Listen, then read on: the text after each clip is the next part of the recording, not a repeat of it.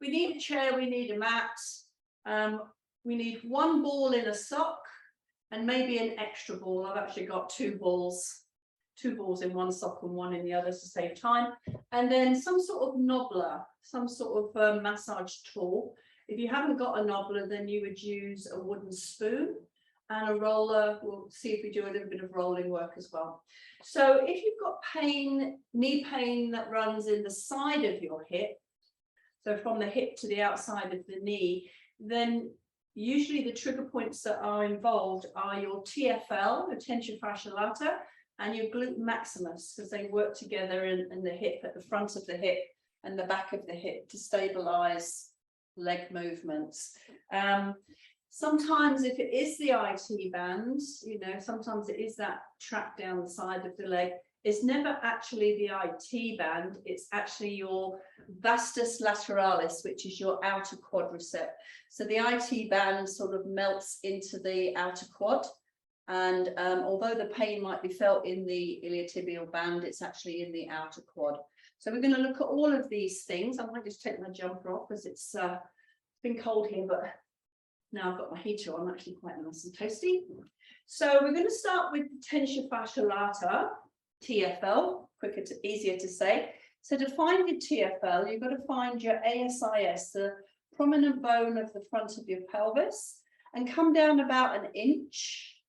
So if you're in centimeters, that would be about 2 fingers down from the ASIS and about an inch outwards. So 2 fingers out. So 2 fingers down, 2 fingers out, and it will bring you into your tension fascia lata, which is just slightly inwards from the sideline of your leg. You can find it by turning your toe inwards. So as you turn your toe in standing, you can feel that muscle contracting. And there's usually, if you put 2 fingers, one either side of each other, in that band there's usually 2 triggers. So you could just get your trigger point tool and your massage tool, and you could just sort of press in here and just see if you could find active triggers here. You can do this sitting down. And when you do the trigger point work, sometimes, you know, on a muscle that's really tight, you don't feel anything at all at first, and then you have to do it for a little while. So I'm doing strokes of about 2 centimeters through the muscle until the muscle starts to yield. So now, after I've done it a while, I can actually find a point of tenderness. So it took me a while to find it, but there it is. So you're going to just go down. It's called stripping, where you press and go along the muscle. And you're doing it about 1 to 2 centimeters. It's not a long, so you're not going right down the leg, even though the tension fascia lata comes down to about halfway. It's really at its origin that you've got your triggers. Okay, so do that about 12 times. So you're rinsing the muscle, you're getting the fluid out of the muscle, and it's refilling from behind. And the more I do this, the more I realize just how tender this spot is. Now, I can't show you this, but if you've got a wall, I've got a wall behind, but it's got the heater on it. If you were to put your ball in a sock against the wall, you'll be able to, by just bending that knee a little bit, you'll be able to massage and strip the muscle against the wall. It's actually the easiest way to do it. You've got more control. You decide how much load and weight you put into the ball. So imagine there's the wall. I've got the ball against the sock, and you're just bending the knee and you're just rolling that ball down your TFL. So again, do that about 12 times. Because I haven't got a wall, I'm going back to my massage tool.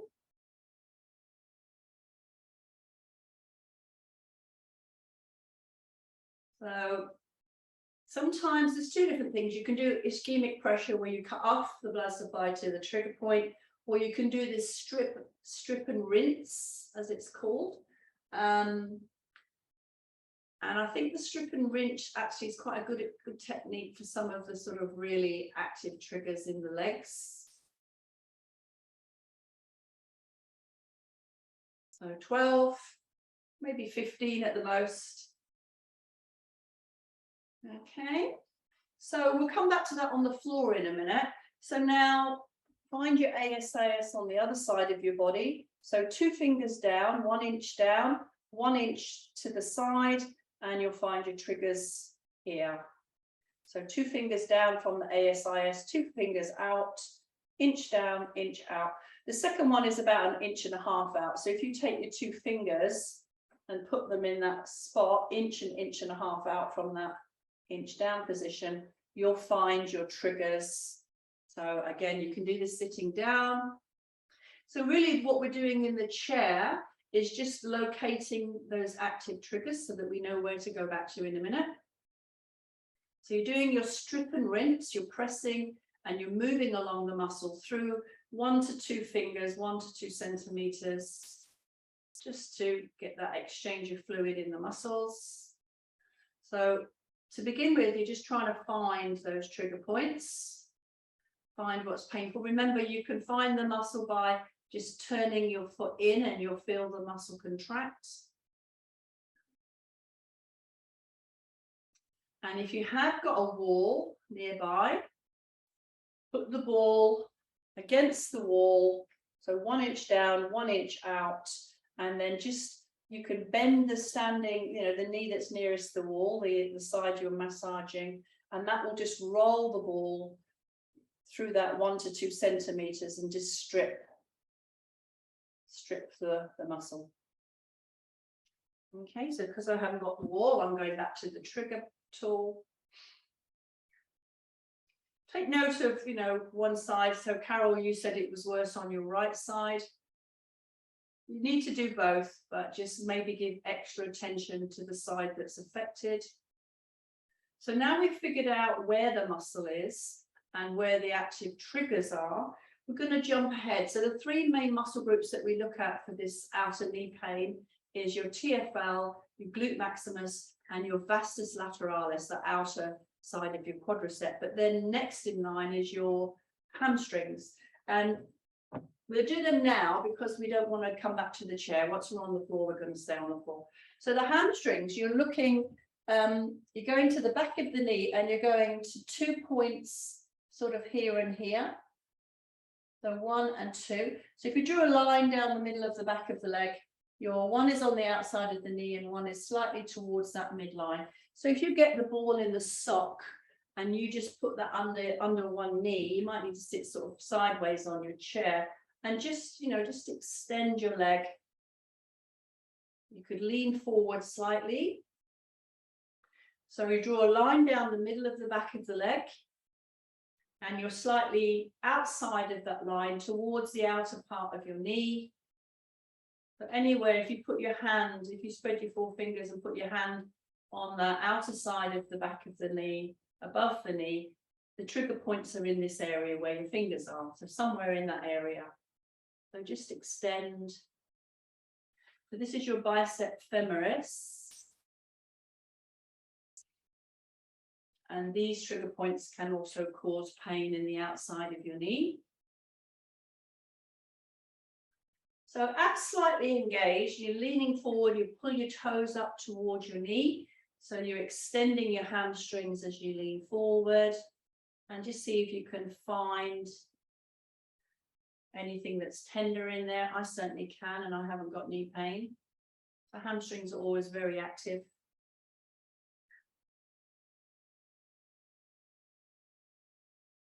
So try and move 1, 2, 3. Do it nice and slow and just get into these trigger points.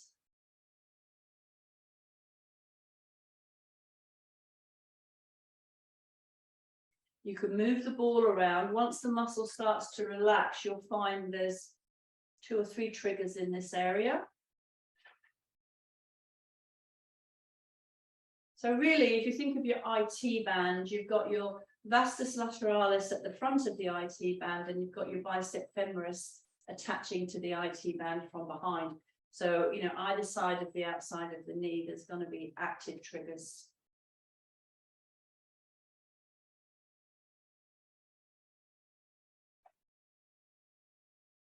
So just keep going a little bit longer.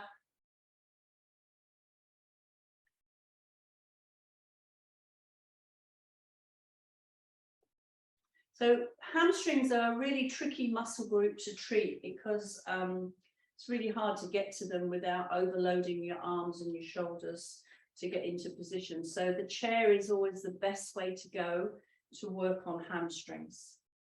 And the longer I do this, the more I'm finding those tender trigger points.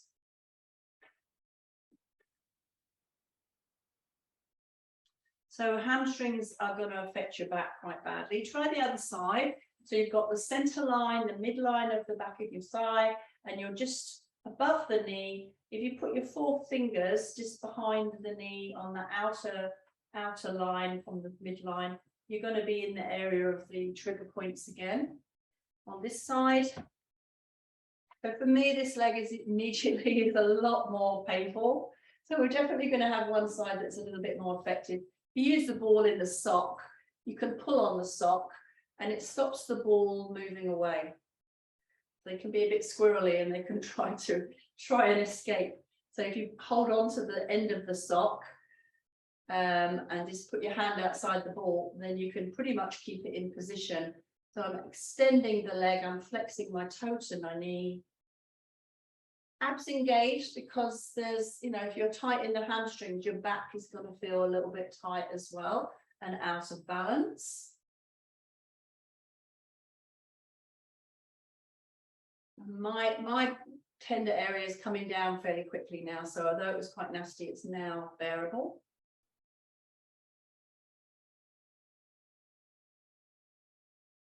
Ooh, found a really good trigger point here. So if you do find something that's really, really effective, you can just use your ischemic pressure where you just hold and you watch the clock for about 60 seconds to 90 seconds. You could still move the leg. I'm just bringing my toe up because it's pretty painful, this one.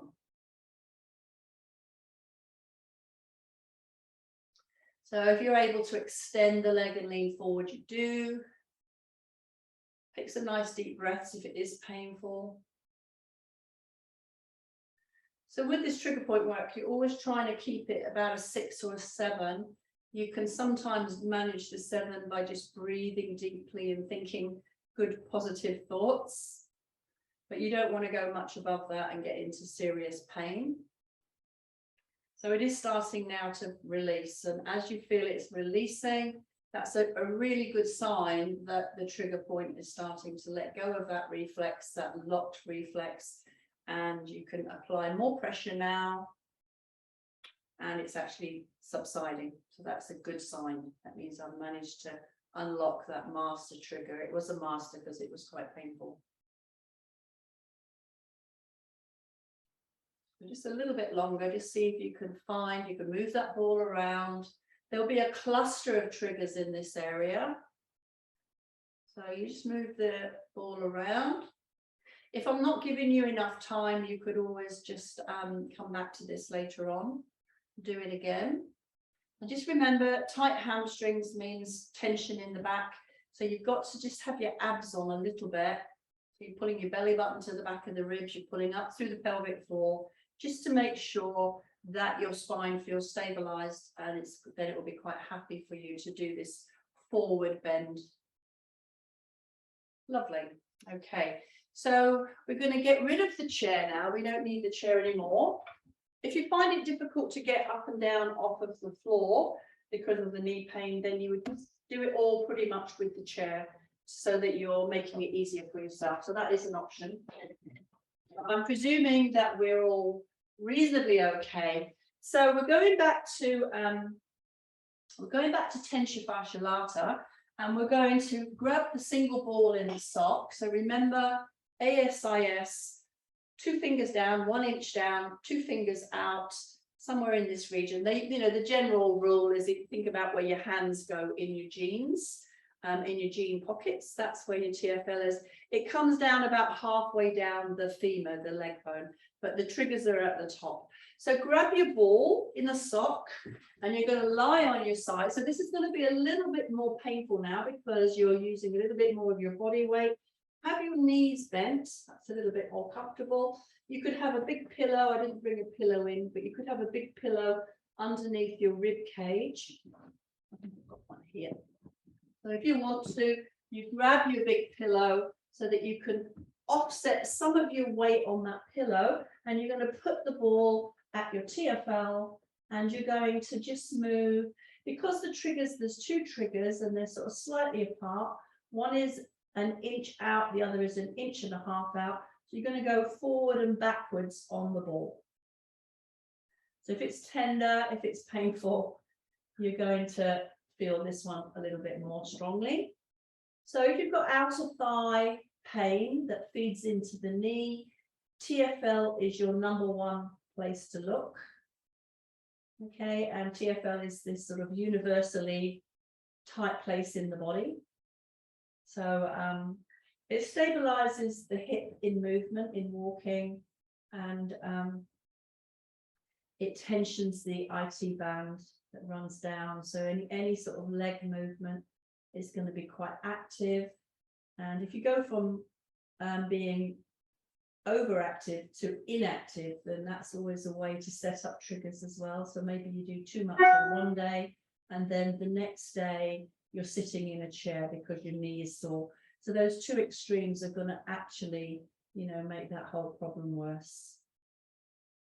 So you're just gently rocking. Try and move, the neck, the thoracic spine, the lumbar spine, the pelvis all together so that you don't have anything horrible going on in your spine. And if you wanted to make this stronger, you could extend your bottom leg. So that's going to tension the TFL, and that's going to make the trigger work even more, aggressive. And it's a strong muscle, so you can do a sort of quite a fibrous scrub across the muscle, and that will be fine. So I can feel that with the leg straight and that scrubbing, rather than rolling, is really getting into this muscle group. So make sure you're going to about 7 out of 10. You don't want to go into extreme pain. Make sure your neck is comfortable. So you could be lying down flat. Okay. And maybe, because this is the universal trigger point, maybe if you have got knee pain, you're doing it 2 or 3 times through the day, just to keep bringing it down and down and down into more relaxed. Okay, so carefully coming up. Be careful about coming into position and coming out of position. That's usually when we forget to do the things that keep us safe. So take the ball under the other side again. So an inch down from the ASIS, 2 fingers down, 2 fingers out, maybe even 3. So you're thinking about those 2 trigger points, and you're going to just put the ball in that place. And we should be getting pretty good at figuring out where this pain place is now. And we're just going to gently roll our body across the ball. So we hit trigger point 1, trigger point 2. So again, for me, this side is a lot more active. So both sides need attention, but one side will maybe be the primary cause of why the problem is that the active trigger point maybe is more in that side.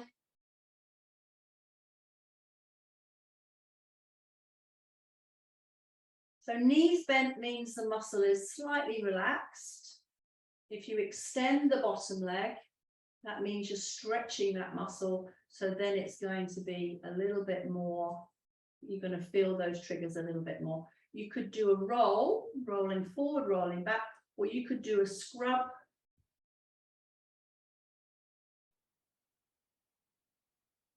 So just find what feels right for you. So working on TFL is not only going to help knee pain, it's also going to help your pelvis to come back into a true neutral pelvis, which enables you to come into a true neutral spine. And it's really good for back pain. So quite often we have back pain because we're anteriorly tilted in our pelvis because TFL is too tight and is tipping our pelvis forward. So it's always a good thing to do. If you can only find 5 minutes, then go to TFL and just give yourself a little bit of attention here. It's time well spent. Okay, so we'll just take that out, and then if you wanted to, you could do TFL on your roller. So the roller, we'll just do it really quickly because I want to get through a few things today. The roller is a more diffuse way of massaging TFL. And when we do this, we've got the elbow under the shoulder, the ankles and the knees are together, we're rolling the body like a log.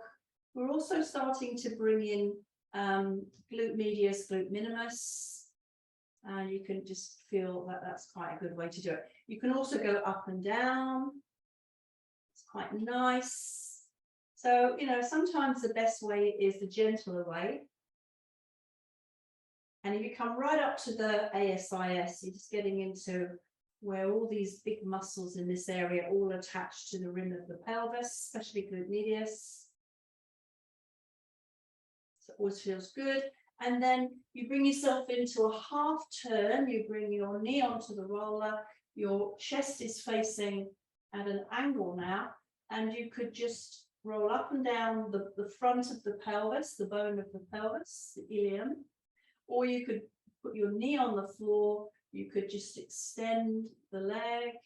You could make circles with the foot. So this is just going through a few of the techniques. Okay, so just really quickly, because we've really gone ahead of this with using the ball in the sock. So just try the other side. Make sure when you do this that you've got your elbow under your shoulder, no stress in the shoulder, ankles and knees together, and you're in that 1 inch down, 1 inch out position, and you're just rolling like a log. And do that. Bend and straighten. So you can do a combination of the two. Do one of each.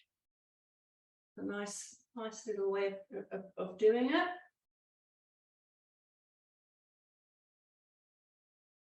One more. And then we bring that top knee onto the roller. We come into our half turn position, up and down the bone of the front of the pelvis. And then put the knee on the floor, lift and lower the foot.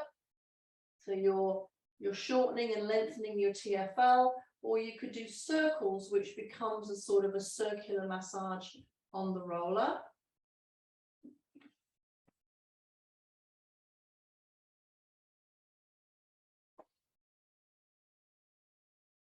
Okay, so just carefully come off your roller. So the next muscle group that we're going to look at is vastus lateralis, which is the outer quadricep.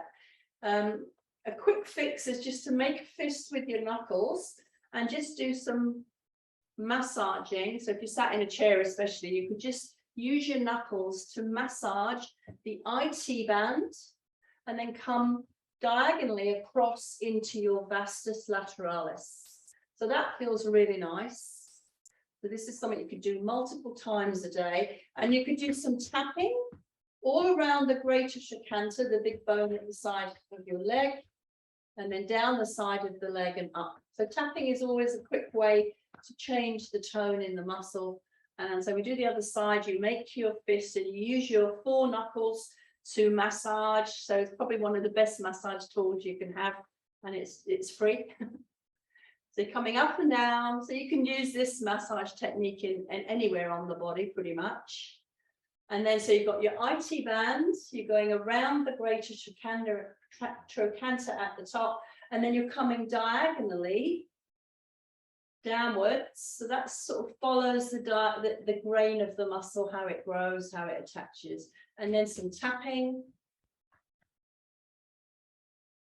So you can do this in standing, and you could do both at the same time, and you could move your hips from side to side. You can do it kneeling. So if you've got a bad knee, you might not want to do it on your knees. So I'm just showing you. So the trigger points, I'll turn over for my trigger point map here. Vastus lateralis, hang on, I'll just get, oh, I haven't got it, I didn't bring it. So I'm going to have to just point to the area. So vastus lateralis, you have a line down the side of your leg. That's your midline from the side. Your trigger point 1 is going to be just towards the front of the leg, 2 fingers, just outside and above the knee. So here and here. So I'll do it that way, hey.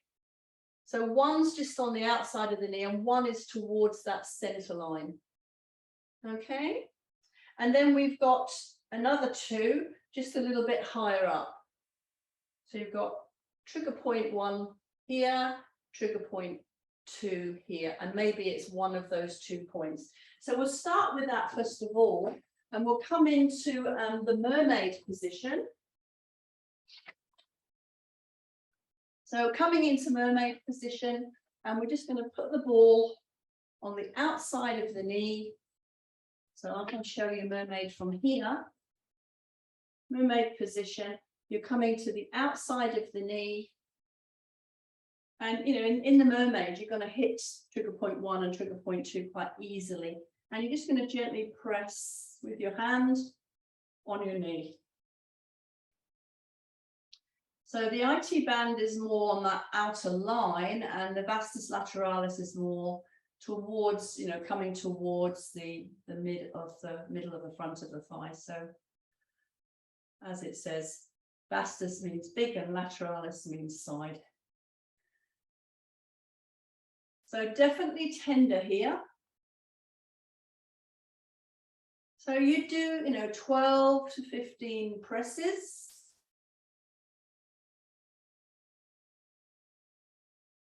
And you could move the ball a little bit higher up. Oh, this one is a little bit more active than the one that was nearer the knee. So looking at this knee, you've got 2 here and then 2 slightly higher. 2 on the just above the knee on the outside, and then 2 slightly higher. So follow the pain. You're not going to go far wrong if you follow the pain. Another way of doing this one would be to come onto your elbow, and you could just sort of you could just move your knee across the ball. So this is more stripping, and this is more ischemic pressure. So either or. So ischemic pressure cuts off the blood supply to the trigger in the nerve ending in the muscle, which then causes it to reset and relax. And the stripping pushes all the toxins that are in and around that trigger point out through the muscle and enables fresh nutrient-dense fluid to come in. And that is another way of helping that trigger point to release. So they're both really effective. So one is press and hold, and the other is just sort of strip and release. So it's like 1 to 2 centimeters of pressure in a certain direction across the trigger. See how that feels. I like them both, I must admit. So trigger point 3, we've done 1 and 2. Trigger point 3, if you come up the side of the leg, so you've got that line up the side of the leg, halfway up, slightly towards the back of the leg, so still on the midline, so it's right on the midline, but slightly over it towards the edge, towards your bottom. So midline, halfway up, and slightly towards the back of the thigh. Maybe that's a better way of saying it.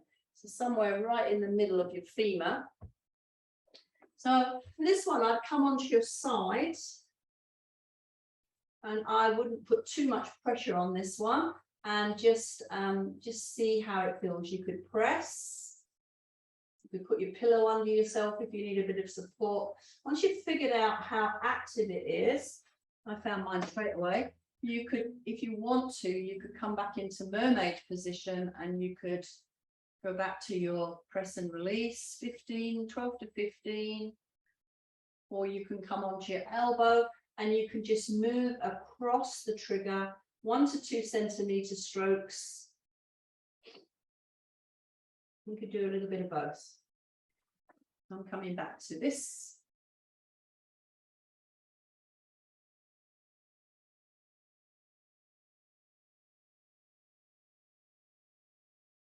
So you can do vastus lateralis on the roller, but it's very painful. It's more for when you've really brought these triggers down and you've got them under control. Then you can just roll the side of your thigh with a roller, and And that's a nice way of doing it as well. But in the beginning, it's very painful, so you don't necessarily want to start with that. So I'm just going to go back to the stripping. So for me, that painful trigger is coming down nice and quickly now. So trigger point 4 can be in any number of places in the middle of your thigh. So you've got your midline, slightly now towards the front of the thigh.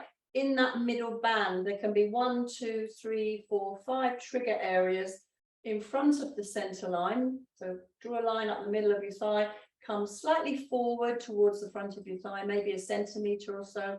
And anywhere along here, there can be what we would call trigger point 4. So again, you could do your mermaid position. So you're more on the front side of the femur, not on the back side of the femur, if that makes sense. So all of these triggers are around the femur, the leg bone. And you can just keep moving the ball up until you find anything that feels tender. So it's in that middle section of your quads. A nice way to do this would be actually to just sort of go across, do a little bit of stripping and go across and just find anything on the outer side of that femur that might feel like it needs a bit of attention.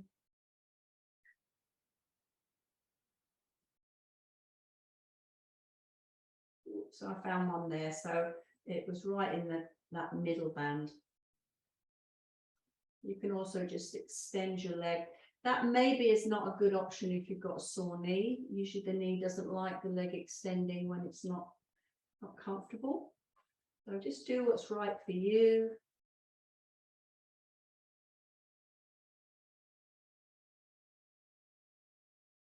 And then the last one, trigger point 5, is actually quite high up. So you've got the center line of your thigh, so that's your femur basically.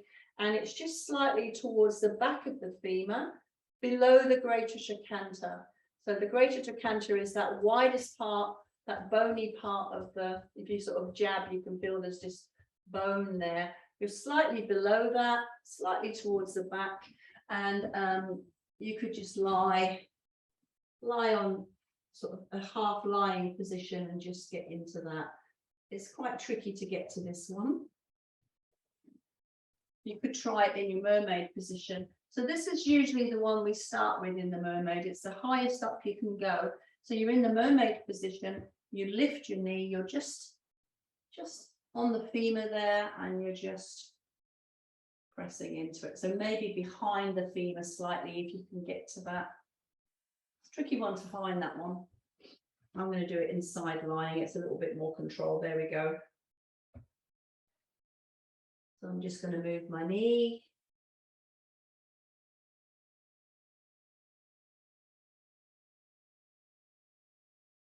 So, like I said, depending on how strong you are, you could do all of that fairly quickly by just doing, you could just go up and down the side of the thigh. So I'm going to do it with a straight leg and just go up and down. Especially that top trigger, it might be the easiest way to get to that top trigger is using your roller.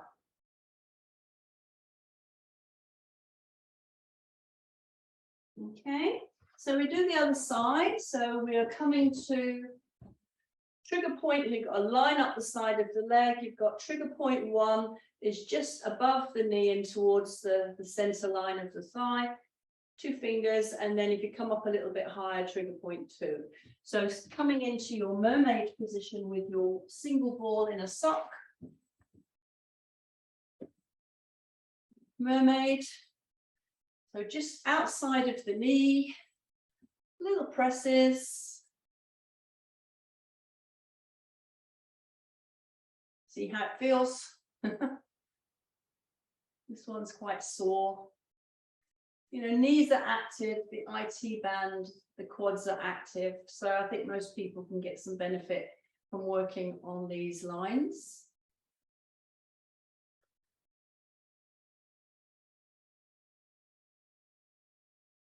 So if you wanted to, you could put your elbow on the floor and you could just sort of bring your knee across those two triggers. So it's called trigger point 1, but there's 2 places in this area that are defined as trigger point 1. So just move it around through a couple of centimeters and you should find one of them is fairly active. So I found the one that is, and just pressing.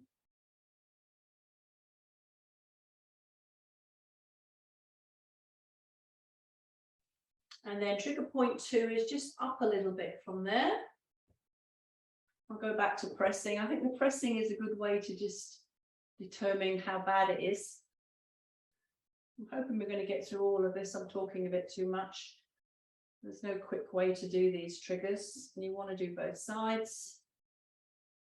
So pressing or stripping.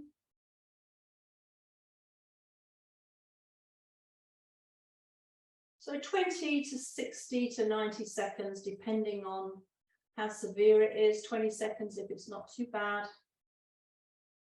Trigger point 3 is halfway up. You draw a line up the side of the leg, right in the center, and slightly towards, the back of the femur, the leg bone. So here.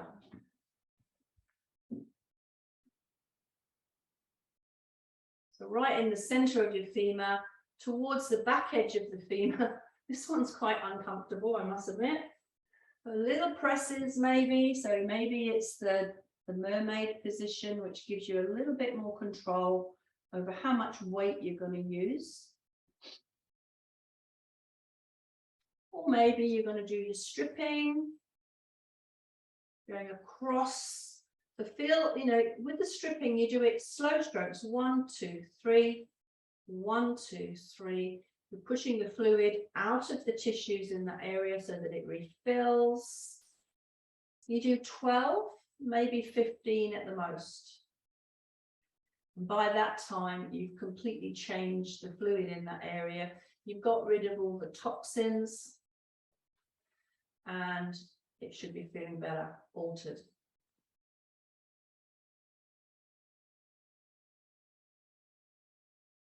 Okay. Trigger point 4 is a cluster of triggers in the middle compartment. So if you divided your thighs into 3 zones, you're in the middle third, and you're slightly in front of the femur. So anything along that line at the front of the femur. So again, you're coming into your mermaid position, and you're just going to try. So I'm working upwards. So think of that middle third band, and you're working upwards, and you're just in front of your femur.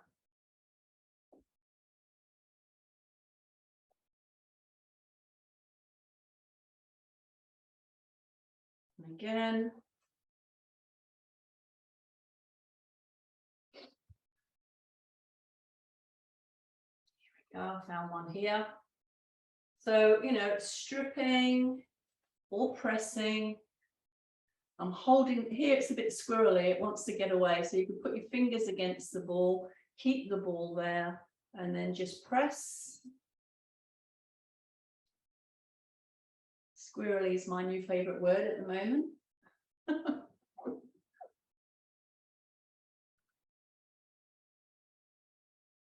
And then maybe a little bit higher. So in that middle band, it's all a bit sore for me around here. And then trigger point 5 is right up, just below the greater trochanter, but slightly on the back edge of your femur. So you could do that with the ball in mermaid. You're going to lift your knee, you're going to put the ball there, and you're going to just press into it. You could lie into it, or you could use your roller. I felt it was much more effective with the roller for this one, because it's quite hard to get to. The ball will just keep wanting to come out.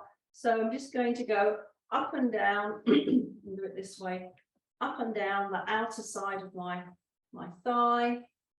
So from the greater trochanter downwards, just watch your back, pull your abs in.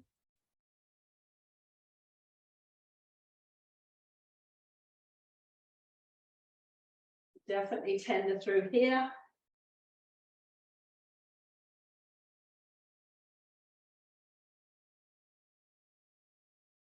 Couple more. Last one. So we could use the roller for our head for a minute. So the next muscle group, which is equally important with the TFL, is your glute maximus, your big glute. So you're going to get your single ball in a sock, and you're going to go to trigger point 1, which is just above your sit bone. So do it on one side, and that way you can really tell what your feedback is. Make sure your neck is comfortable on the roller, supported, and you're going to find your sit bone. So if you just lift your knee up, you can feel the bottom of your pelvis, your ischial tuberosity, and you're going to come just above that. So just feel where the pelvis comes down, and then you're going to go just above it. You're going to put your single ball in that place, and maybe put your other hand just under your bottom so you feel nice and level in your pelvis. And you could just gently lift and lower your knee. You could draw circles with your knee. So I must admit, it's a bit tender here. So this is the beauty of having the ball in the sock, is you can hold the sock, and that keeps the ball exactly where you want it to be. If it was just the ball without the sock, you'd find in this place that it keeps wanting to try and slip out. So it's sort of painful here, but it's sort of deliciously painful. It feels like it needs it.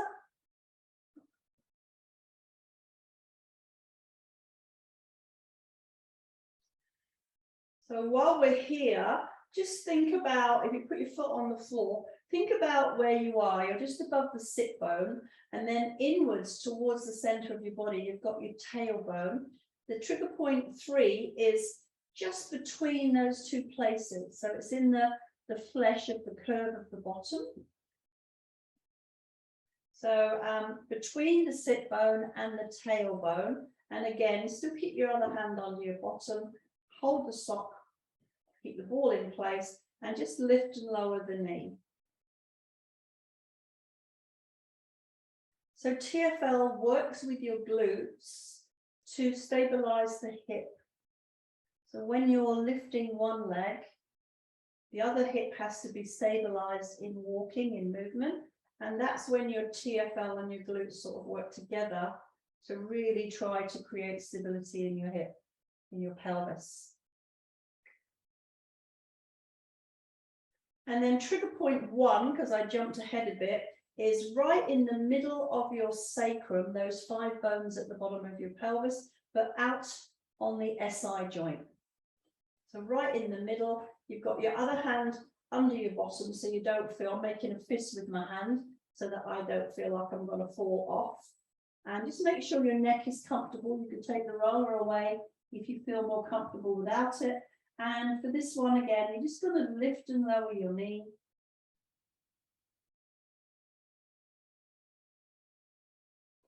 You do knee circles, nice and gentle.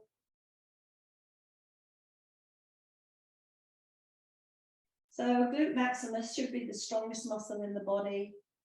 It's one of the biggest.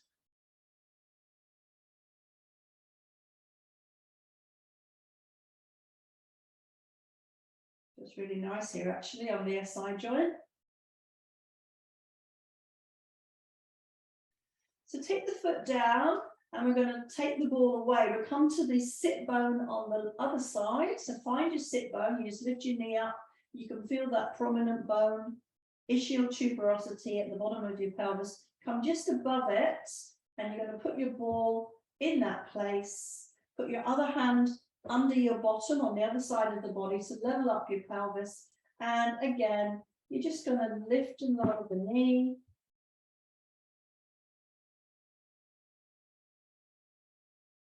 So this is trigger point 1 for glute max. And again, it's quite active for me in this area. We do little knee circles.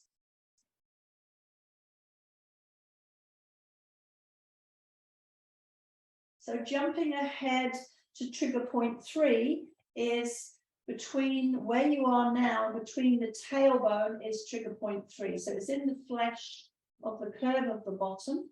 So you've got your sit bone, your tailbone, and you're right in the middle. And again, you might want to just hold the sock to keep the ball in place.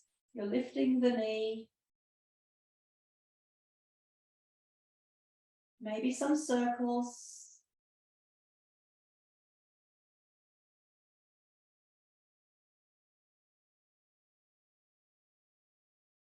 And then trigger point 3, you've got your 5 bones that make up your sacrum. You're right in the middle on your SI joint. So you're about 2 fingers out from the center of what would be your spine. And maybe make a fist with your other hand and just put that underneath your bottom so that you feel level in your pelvis. And again, just do your knee lifts. Maybe knee circles.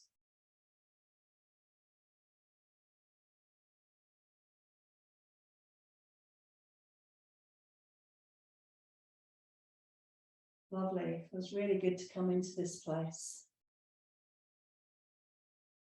So take the ball away now, and if you've got a second ball, bring that second ball and put it into your sock. Here's one I prepared earlier. And we're going to have the balls one on top of each other, and we're going to come to the, I'll sit up to show you, we'll come to the SI joints. So maybe we'll say right side, we've got the SI joints, and we're going to put the 2 balls just outside of that, so they're just at the beginning of the curve of the back of the pelvis, and we're going to roll the balls across, gradually moving outwards to get to glute medius. So starting at the SI joint, and we're going to roll across towards the outside. When you do that, you're going to put your other hand under your pelvis so that you feel nice and level. Have your feet a little bit wider than hip space, and you're just going to glide your body from right to left. So it's a bit like a skateboard action. And you're just going about 1/3 of the way down with those 2 balls, and one on top of each other in the rim of the back of the pelvis. So this is where your glute medius is, in that top 1/3. Anywhere here is going to feel really nice. If you don't want to move your body from side to side because your knee is a bit sore, you could just let your knee on the right side just fall out and keep your pelvis nice and still. So that's more ischemic pressure, and the side to side glide is more rinse and strip. So the middle trigger points for your glute medius is right in the middle of the back of the pelvis. So we're working across, following the grain of the muscle.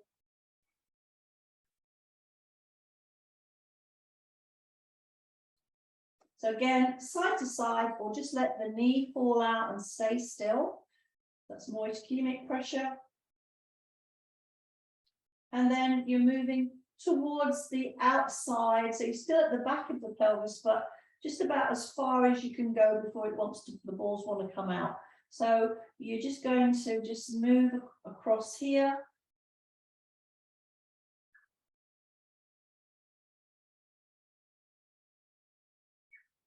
Quite easy, stay here for 5 minutes and do this one. It feels great. With 2 balls, it's just perfect. So then you take the ball to the other side, to your SI joint, and just slightly outwards from the SI joint. So you've got 1 ball on top of the other, and you're just gliding your pelvis right to left. You put your other hand under your pelvis if you want to give yourself a little bit more support. You're gradually moving towards the middle of the back of the pelvis, still just below the rim.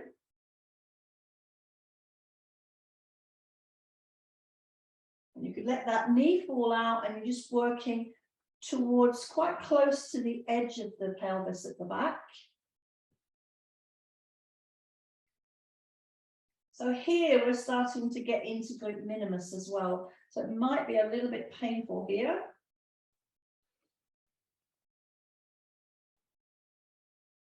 So now take those two balls and put them, instead of one on top of the other, put them side to side and just put them above your greater trochanter and just carefully turn onto your side.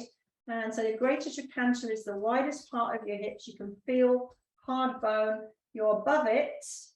Anywhere above it is your glute minimus. And I would just sort of do a little gentle rocking, either with your knees bent, or you could straighten your legs and you could just do it this way. So you're going to be, you know, if the ball's one in front of the other, you're going to be on a couple of triggers here. If you prefer, you could turn the ball so that they're one above each other, and you could just glide the balls in that area. That's a little bit, I don't know, that's just as painful. You're more likely to find those front triggers if you're gliding.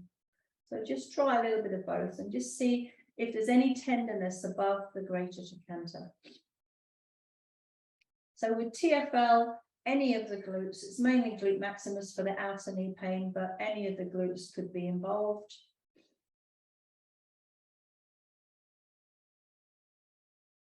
Okay, so just really quickly, because I want to do the spine to finish. So we'll change to the other side. So either one in front of the other, and you're just going above the greater trochanter, or you could have them one on top and you could do a glide. I'm doing a little bit of both. Pretty sore on this side. It's always interesting when one side is really different from the other. So either scrubbing, or you're going to have the balls one on top of the other, and you're going to roll your body across the balls and just see if you can find anything that feels a little bit tender. I'm going to bring my head down, because if the head is up, you're going to be putting quite a lot of force into those balls, maybe too much. So again, you know, you could do a whole hour just on working on your glutes, I'm sure, and it would be time that would be well spent. So maybe you come back to these and do them again this evening.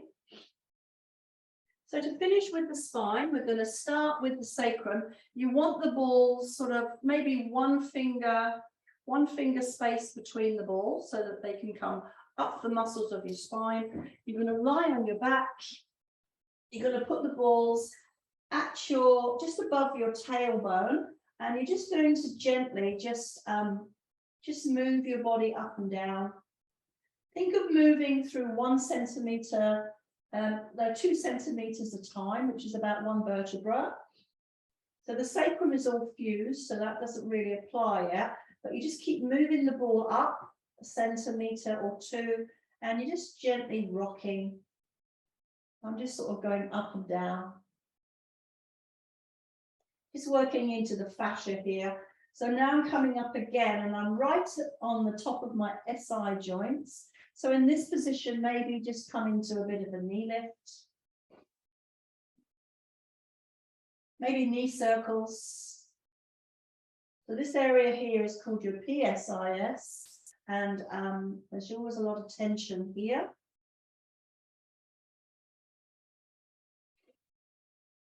So now come up 2 centimeters, and you're on what would be L5 and L4. So on the lumbar vertebra, just above your pelvis. So you could do pelvic tucks here.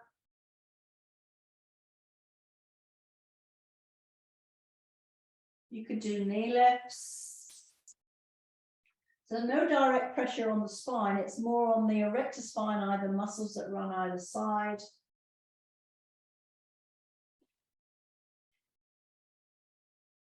So then you're going to put your feet on the floor, and you're going to push your body downwards and roll those balls up 2 centimeters. So now we're on L3, L4, or maybe L2 and L3. Just try and get every single part of your spine. So pelvic tucks.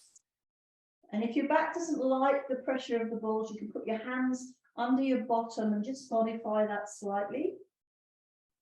So you decide. My back actually really likes this.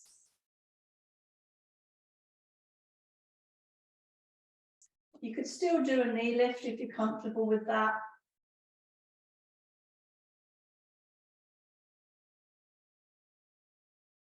So then you're going to put the feet on the floor. You're going to slide your body down 2 centimeters.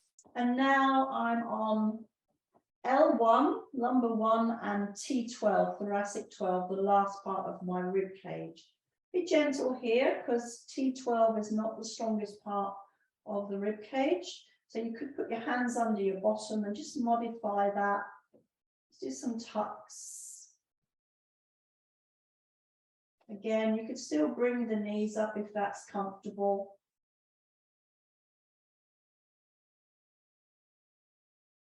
So then put the feet on the floor, slide your body down 2 more centimeters. So now you're on T10 and 11. At this point, you're quite arched in your rib cage. You might prefer to have a pillow. Whoops. Pillow under the head, just to feel a little bit more supported. There's a certain sort of, through the middle of the rib cage, you're quite extended through the thoracic spine. You might want a little bit of support. Alternatively, you could put the pillow under the bottom, or you put your hands under your bottom. So just find the perfect amount of load for these muscles. That's really nice, this part of the rib cage. So you're rolling your body down 2 more centimeters. So we're at T9, T8, hands under the bottom. I put the hands under the bottom at this point because you're really dropping down to reach the floor. So we're below the shoulder blades. We haven't quite come into the most painful part of this release. So when you're ready, you glide down another centimeter. So now we're near the bottom of our shoulder blades. So we start to notice things are getting a little bit more painful here because we've got trapezius, we've got rhomboids, all working quite hard. Still doing the pelvic tucks. Got my hands under my bottom. I've got my head on a pillow. I feel supported.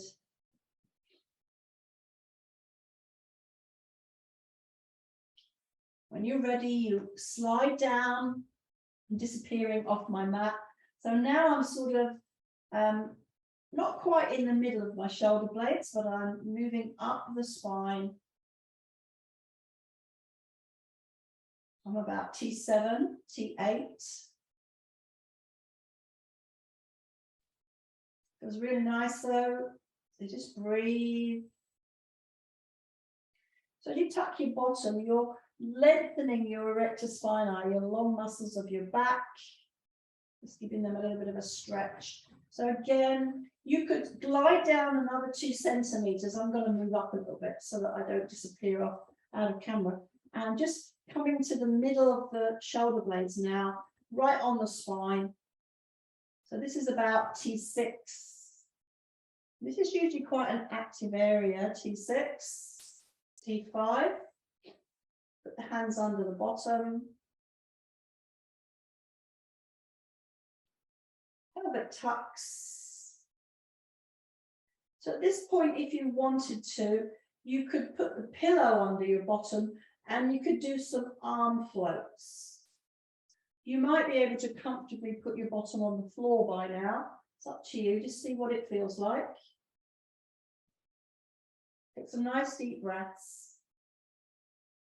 So when you're ready, you glide your body down another 2 centimeters. So I'm getting, I'm getting closer and closer now to the top of the shoulder blade, so I can easily put my bottom on the floor now. And at this point, still keep your pelvic tucks going because that's lengthening your spinal muscles. Make sure your neck is supported comfortably. You could add some arm floats, arm circles.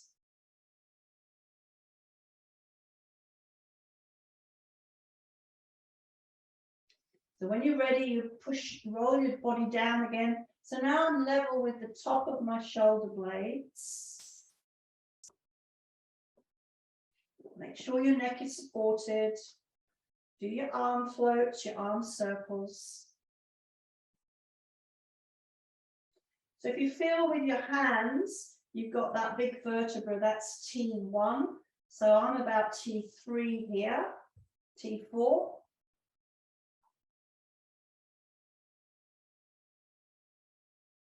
So you can keep rolling up spine, so the body moves down, the balls move up. I'm just below that big vertebra now. This one's quite nice for trapezius, as well as your erector spinae. And I can feel that the spinal muscles on one side are a little bit uncomfortable here. So that's sort of linking in with neck movements.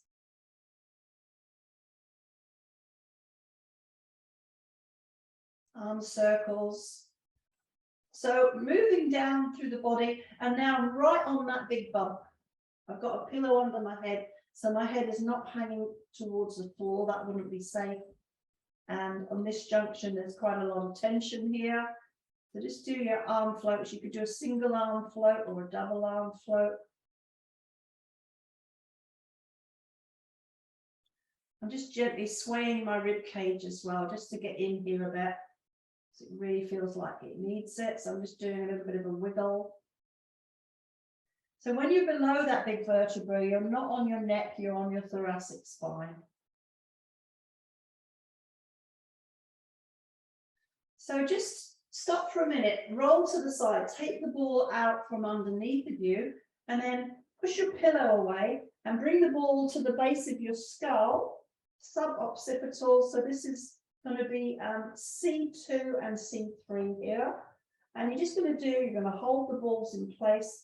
Just going to do some gentle nodding. So these are your suboccipital muscles and your capitis muscles. So no pressure on the vertebra of the neck. It's either side of the vertebra in the deep muscle.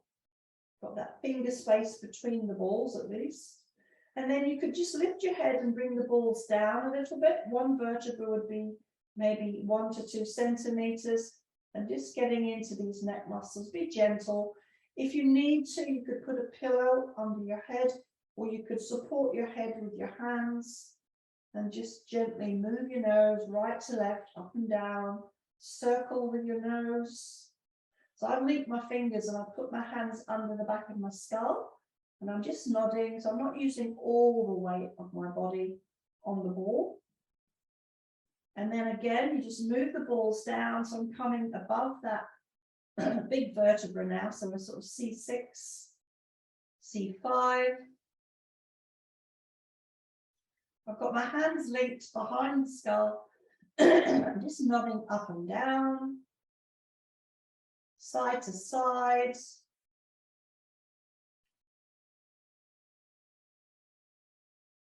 So just to finish now, take the balls to the rim of the back of the skull. You're just above the rim. You're going to hold the balls in place with your hands, and you're just gently going to nod your head. So you're on the skull now. Nice and gentle. Get some nice deep breaths.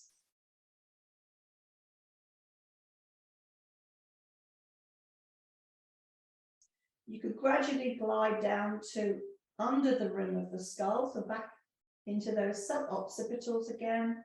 I'm holding my head with my hands, moving my head with my hands.